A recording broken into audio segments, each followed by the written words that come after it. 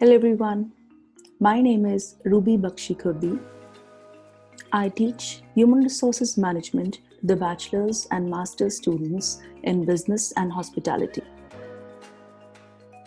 In this video, I'm going to talk about using gamification as a tool to teach human resources management. This is for a study that I'm doing, and to help me in my research, I would highly appreciate if those of you have been using gamification as a tool in any course to engage and motivate your students. Please feel free to share your experience. I would really want to know how you keep your classes engaged and what are the challenges you face, because it's really difficult to keep your students with you throughout, especially when there's so much distraction. They can easily start surfing net, they can easily start doing something else which they're not supposed to do during the class.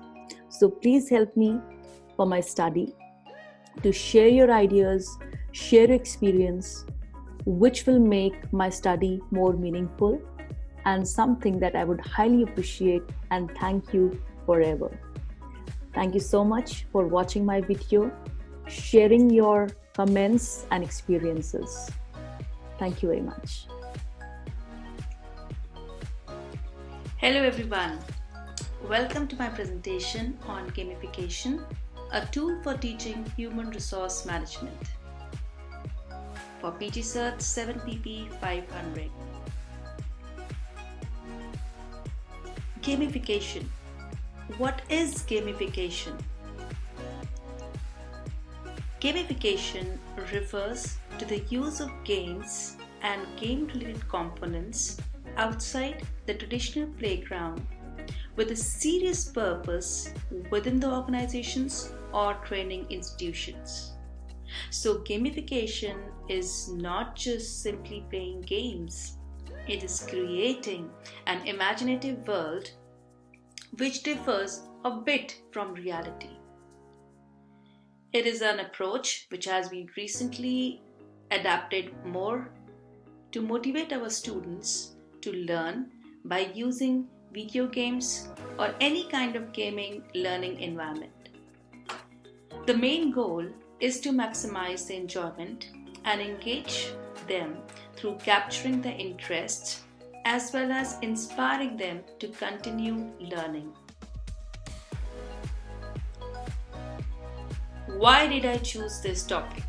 Well, human resource management is a theoretical course, and sometimes it could be a bit boring with theories and lots of detailed explanations. So to have good student engagement and to motivate them to learn better, to understand better, I thought, why not have something which is more realistic and at the same time motivating my students to understand the topics much better. Our millennials or Generation Z have a very short span of attention.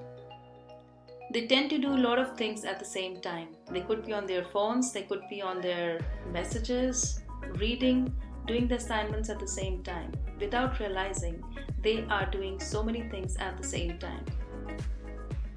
So it is very important to have their attention focus at one particular place, and that is only possible if they do something which is competitive and which makes them pay attention, just in case if they miss something, they are going to miss a lot of things. And also, when we do something ourselves, we tend to enjoy it better. So learning by doing is another thing which made me choose this particular topic, and especially to understand the HR concepts. Relevance of gamification in my classroom? Well, it is something that I have been using for a couple of years in the past, but I still want to develop it further so that I can understand the details and intricacies, how to make it even better. I have been using Kahoot, simulations, role-playing, quizzes, sometime coming up with some barriers to role conflict when I teach mediation and conflict. So I give some conflicting situations to my students where they act, where one is a mediator and another is the victim or guilty. So it is understandable when the people are playing the part what they are actually reading in the case studies by themselves. So creating simulations will make them understand better, and when they are doing the stuff themselves, it is much clearer and much more memorable, as well as they don't need to memorize it. It is just something that they will understand just by doing it themselves.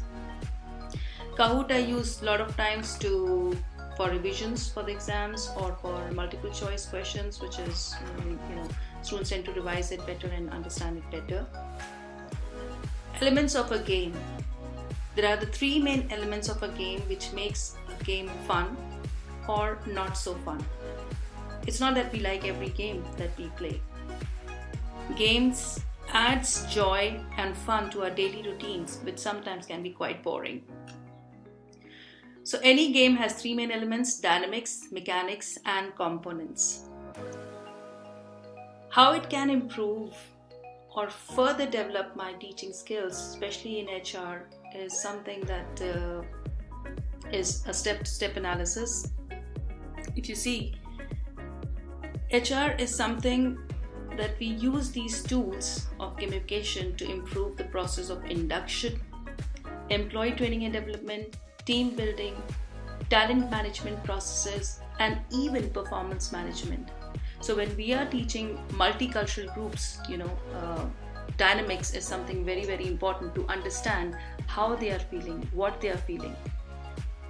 Our classrooms are very multicultural, so it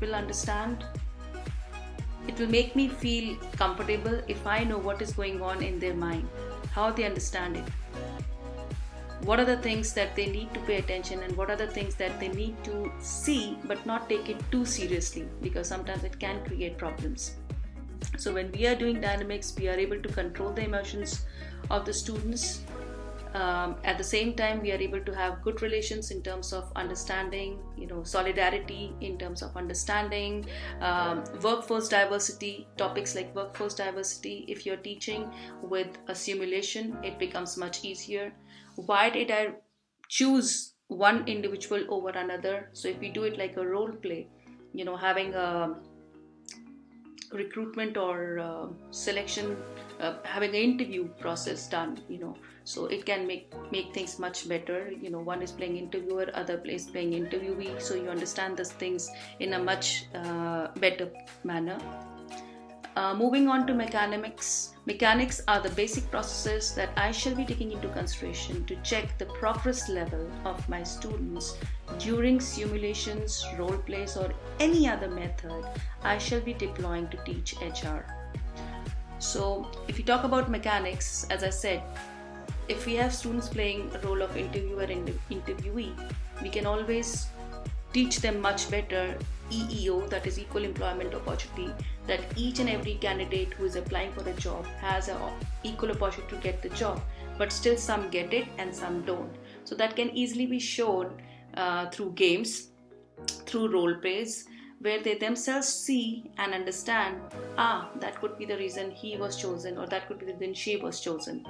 There could be various other things like training, again showing what is a good training, what is a bad training, what are the things you need to have when you are training somebody, what are the things you shouldn't have when you're going for an interview, or even conducting a performance appraisal, like what is a good PA and what is not a good PA.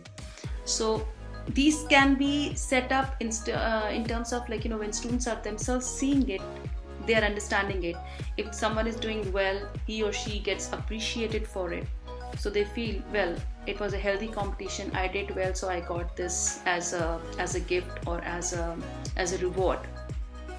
Also, we have to give constructive feedbacks, healthy feedbacks. Again, through mechanics, we can show them what are the good ways of giving a feedback. What are the ways sometimes feedback can be taken negatively as well. So again, these are some things which done in an appropriate manner can understand or can make the understanding level of students much better. As some of the students, they are very verbal, they talk a lot, whereas some students, they are not very verbal, they are very quiet or timid. So in those situations, components are the elements which are more specific than mechanics or the dynamics. It will help the students understand their progress. If they do it themselves, they understand it better. So it's more self-driven, where they are actually seeing, like for example, if there are some ways they're collecting points if they're doing well, or there's some mission, or there are some social crafts where they're actually following. If a particular student is doing very well, he or she is going up and up. If he or she's not been able to do well, the performance is going down. So it could be one of the ways to make them understand employee rights and responsibilities, wherein some employees, they get more benefits, whether financial or non-financial, because he or she has been doing the things as he or she should do. Components will also be one of the ways in making people understand the concept of rewards and compensation, which is a very important topic in HR, where some people get high compensation even though they are both at the same level, both have same academic or professional qualifications, but still some gets high compensation. Why? What could be the reason? So this, again, through a game or through any method which we deploy, can be understood better to understand the concept. So it is just the more and more we play it via a game, students will understand it better. They will not take it seriously. They will take it as a fun activity, which is more imaginative, hypothetical, but is more focused. They tend to understand the topics like training, recruitment, performance appraisal, responsibilities, or equal employment opportunity much better, and the understanding is much more deep and refined, rather where they have to memorize it to understand better. So taking these things into consideration, I think it would be much better if we take gamification as a tool for teaching courses like human resources or any course which is very theoretical, and it will just add a little bit fun and make teaching memorable, not just for the students but also for the teacher. So it to make any teaching process fun and memorable for both learner as well as the teacher, gamification is a great tool.